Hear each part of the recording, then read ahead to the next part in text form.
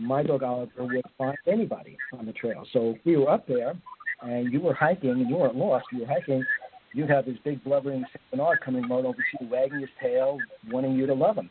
And he would lead me to you. And if you weren't the one lost, we'd move on to the next person. So if somebody were lost, he would find a being that's somewhere up in the mountains there on the trail. But it's an awful lot of fun to do that. And it's a game for a lot of dogs, and it's really an enjoyable experience for both. And as I said, we never got to, fortunately, never actually were called out on any. Actually, there was one time where somebody actually did get lost, but they sent everybody in on foot looking for them, and then after they couldn't find them on foot, then they called us with dogs, which was kind of backward because already the area was contaminated. But it's just it's an awful lot of fun to do that. And training is really easy. I mean, anybody can train a dog to do this. It's basically just playing hide and seek with your dog. That's all it is, and having other people hide. And you can be super creative. And it's a game. Who doesn't love a good game of hide and seek? Especially dogs. And it's a wonderful. That's true. They definitely love a good game of hide and seek. There's no doubt about that. Now, I know that for a long time, apartment complexes and particularly our cities have been creating these kind of like dog parks and things of that nature. Are you a big proponent of those? Do you think that they help with a lot of the city planning? I'm hoping that we're going to have a lady call in later that's looking at one of our dying malls here in the area, and I think that might even be one of the things that they are considering in terms of like having dog parks there in what's now considered kind of a dying mall. But just in terms of cities in general and the whole concept of dog parks, I don't think that you're going to have like a cat or a guinea pig park because they don't seem to want to cooperate. But dogs definitely will cooperate. Right. Dog parks can be great. It's not only good for the dogs, it's good for the humans. I mean, it's a nice sort of social gathering as well. The thing to remember is that not all dogs are going to be good candidates for dog parks.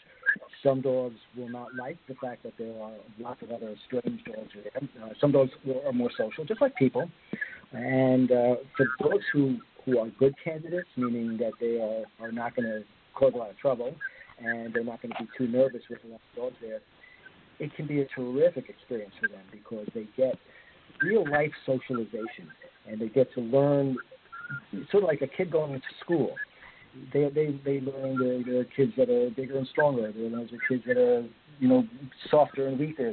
So they kind of learn where to fit within everybody there.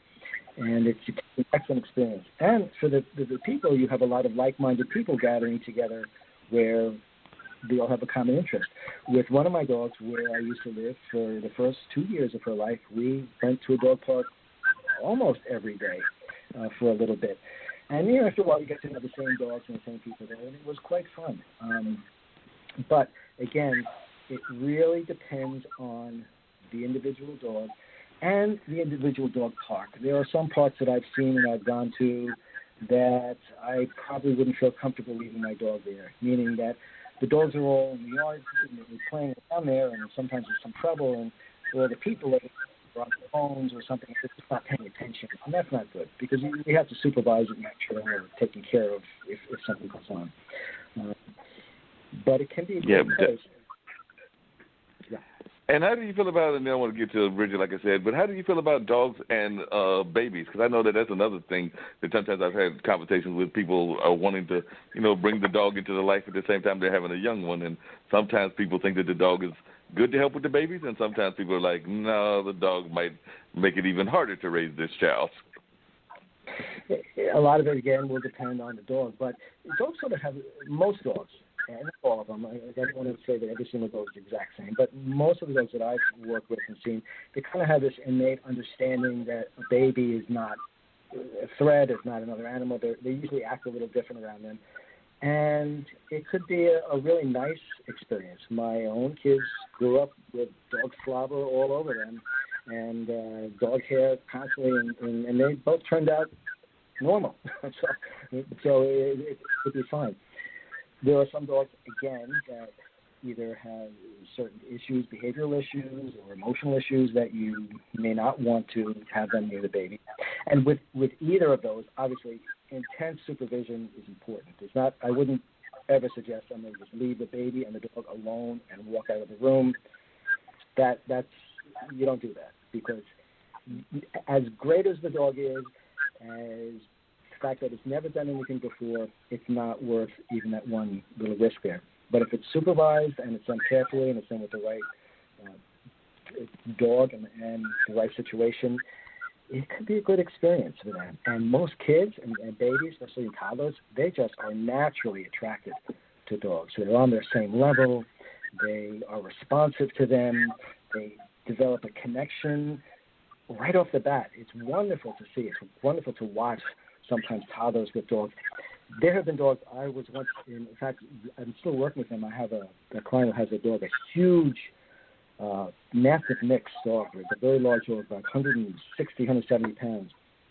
And she's not, let me put it this way, I don't pet her. I mean, I like to have all my fingers. She's not really great with adults, and it's one of the things that we're working on. But they have a 2-year-old in the house.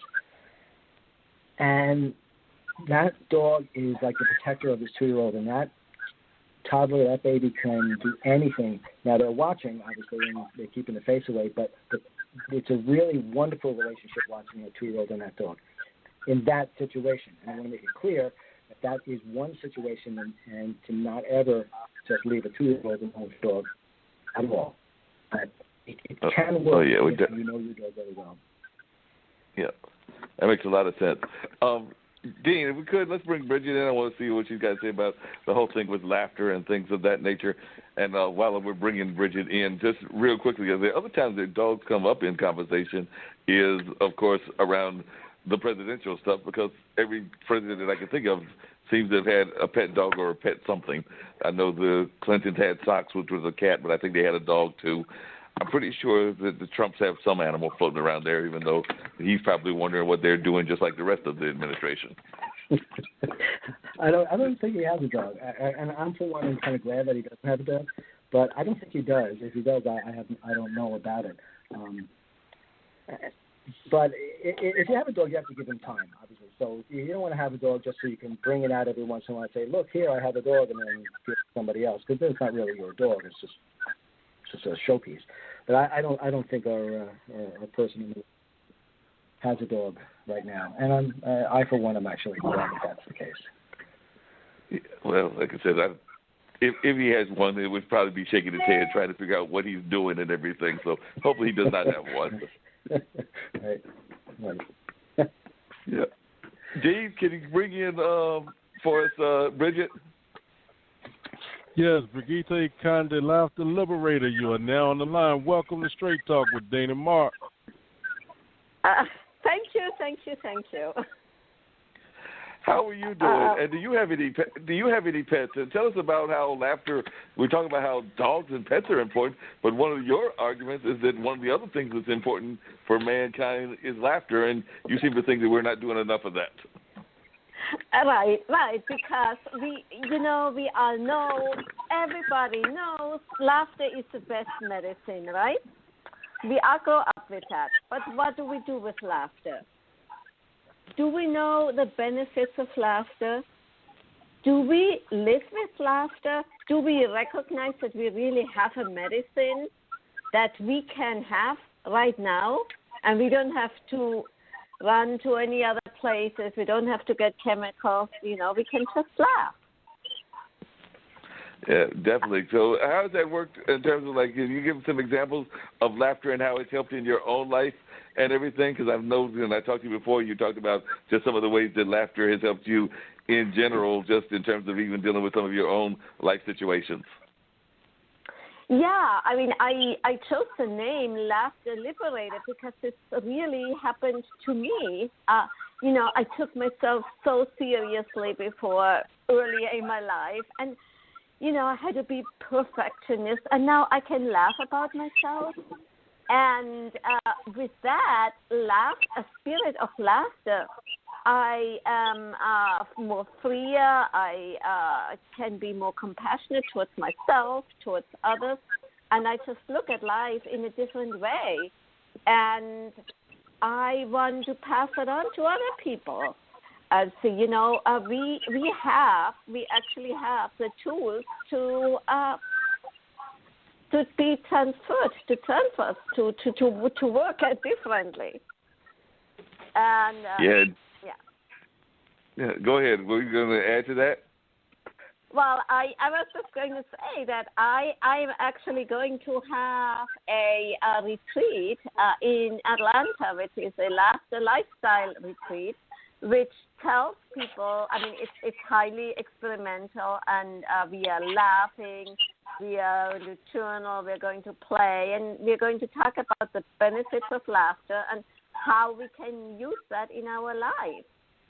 And I actually have very, very high goals and hopes because I want people to know and to rediscover laughter that everybody has had at one point, because we are the kids at some point, and what do kids do? Yep, they definitely laugh and they definitely have a good time. But I guess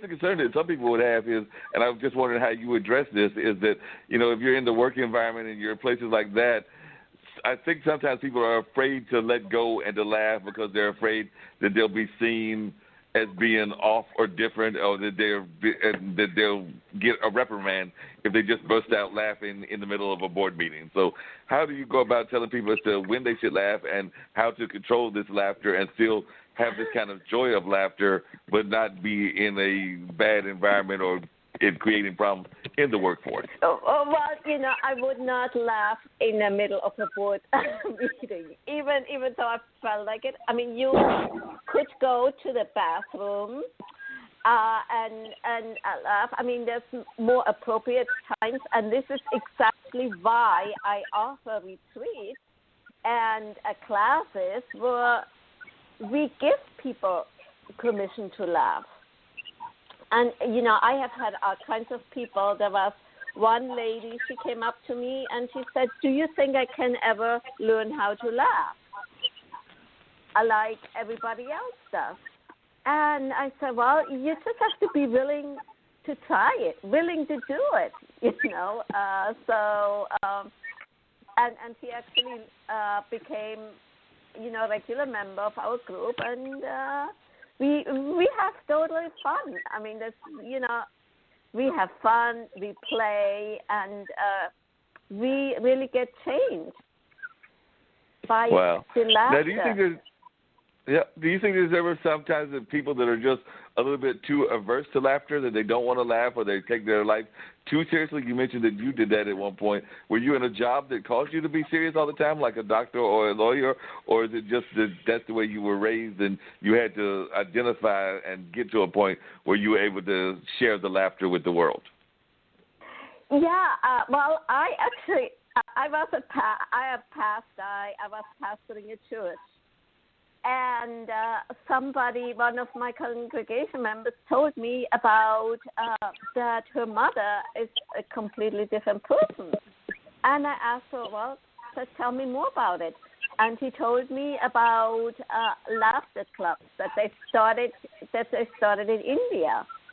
And so I looked into that, and one thing led to the others. I became a laughter facilitator. I got some training with actually Dr. Kataria, who started that whole movement in India.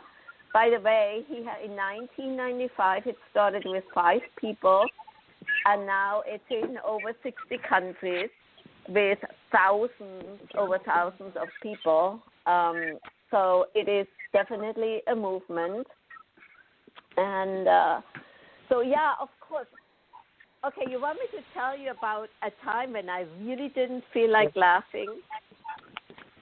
So I was in India, and I wanted to go back to the States. I had my ticket. I had everything figured out. I was going to go to New York, and I was going to attend this event, and everything was set. Well, I got to the airport, and in Bangalore, in India, you cannot get into the airport till 3 or 4 hours before the plane leaves.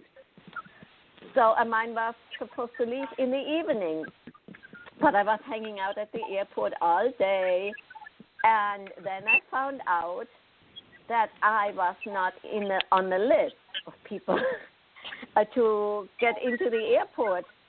And